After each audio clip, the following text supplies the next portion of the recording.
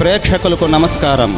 ADN news TV మనదర్శి మన local channel. ADN news TV ప్రేక్షకులకు నమస్కారం. వార్తలు చదువుతుంది మీ ప్రసన్నారాం.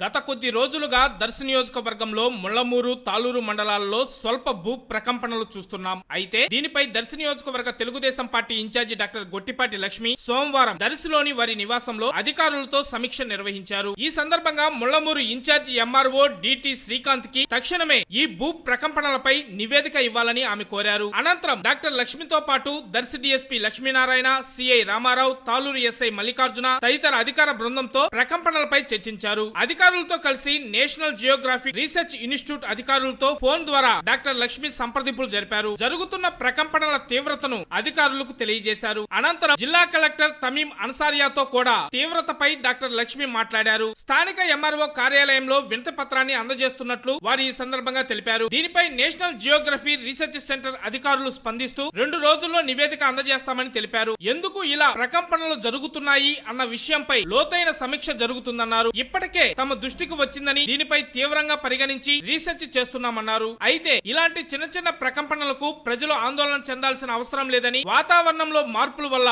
ఇలాంటి వస్తుంటాయని, ప్రజలు భయపడాల్సిన పని లేదని అధికారులు తెలిపారు. దీనిపై డాక్టర్ లక్ష్మి మాట్లాడుతూ దర్శి నియోజకవర్గంలో భూ ప్రకంపనలపై ప్రజలు ఆందోళన చెందవద్దని కోరారు. తుఫాను వాతావరణంలో మార్పులతో సముద్రంలో అలల ప్రభావం వల్ల ఇలాంటి ప్రకంపనలు సహజమని, అయినా జియోగ్రఫీ అధికారులు చర్చించామని, జిల్లా కలెక్టర్ కూడా సానుకూలంగా స్పందించారని, ప్రజలు ఎవరు భయపడాల్సిన పని లేదని ఆమె ఈ సందర్భంగా వివరించారు.